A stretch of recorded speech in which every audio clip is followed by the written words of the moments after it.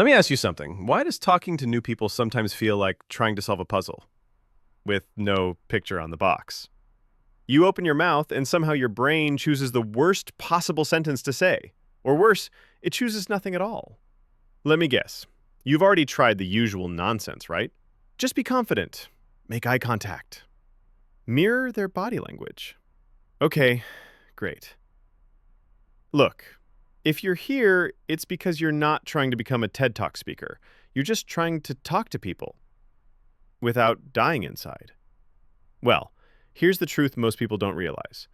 You're not bad at conversations. You're just out of practice.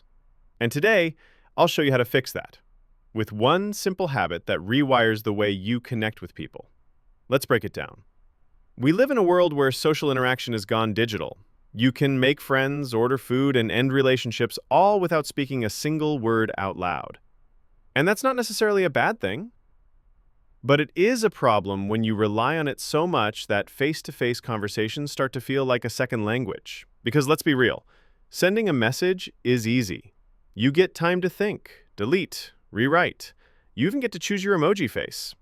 But in real life, there's no backspace button.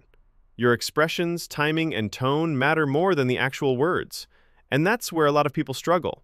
Not because they're broken or weird, but because they haven't spent enough time in that environment.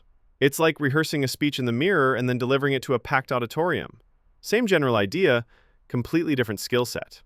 I realized this myself during my first year in college. I was surrounded by new people, all with their own inside jokes, friend groups, and social circles, and I had no idea how to jump in. I wasn't shy, I just felt off, like I was always missing the right moment or saying the wrong thing. So I came up with a plan.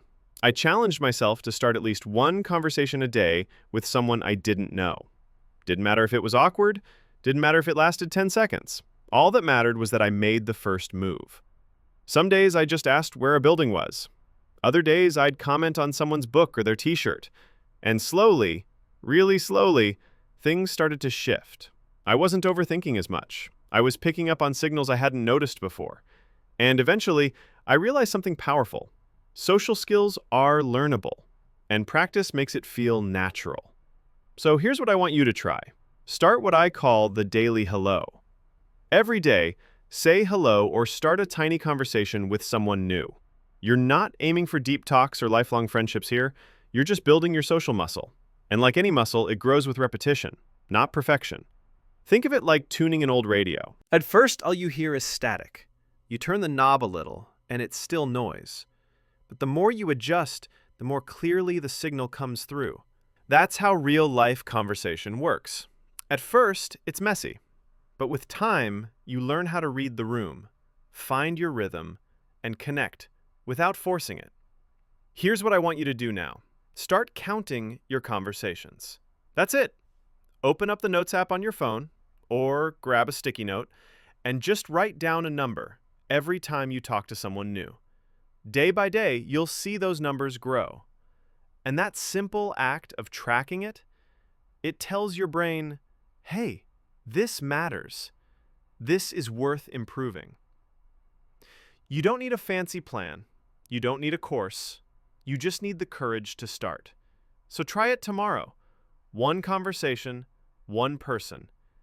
You never know what that tiny spark might lead to.